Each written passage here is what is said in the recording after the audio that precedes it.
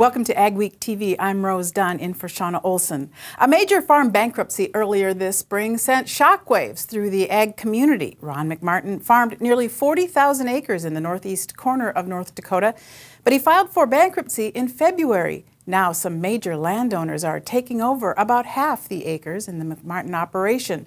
And as Mikkel Pates reports, the Johnson family of Walhalla, North Dakota got the deal together in time for spring planting. Kenny Johnson says it took a lot of people to put Elkhorn Farms together in a very short period of time.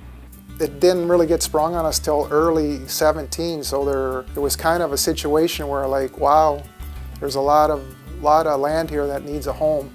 Kenny Johnson is part of a big farming family from Walhalla.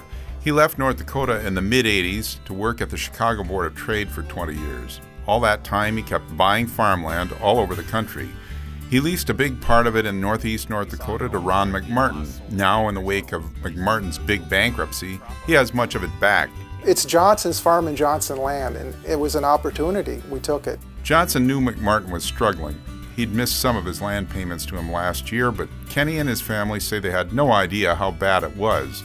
McMartin filed bankruptcy earlier this spring, and the Johnsons had to decide what to do, quickly. Really, until 2017, I didn't really know how it was going to work out. I just assumed, things would work out with Ron and payments would be made, and I assumed Ron would be farming again. He considered finding other renters, but ultimately decided the family would run it. That was only possible with the help of his extended family. His cousin Brian Johnson is CEO of Choice Financial in Grand Forks and helped put the deal together along with Ag Country Farm Credit Services. The people behind the scenes of this thing have been unbelievable, really. It couldn't be possible without them, especially in a time frame, There wasn't much time, and, it got put together, so it's pretty impressive.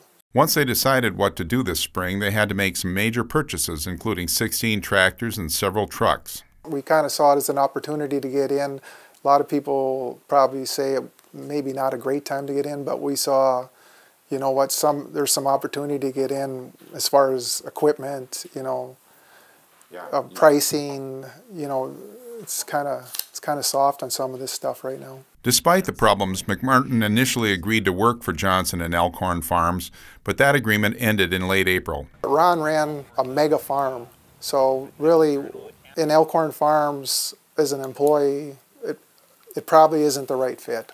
Still, Johnson has nothing but praise for Ron McMartin. For 20 years, Ron's been a great business partner to a lot of businesses in the valley. I mean, I know things didn't go well and it didn't work out, but for many, many years, a lot of business relationships did really well with Ron McMartin in the valley. I consider him a good friend, Ron. Amazingly, a farm that didn't technically exist in February will have planted 20,000 acres before the spring is out. For AgweekTV, this is Mikkel Pates at Grand Forks.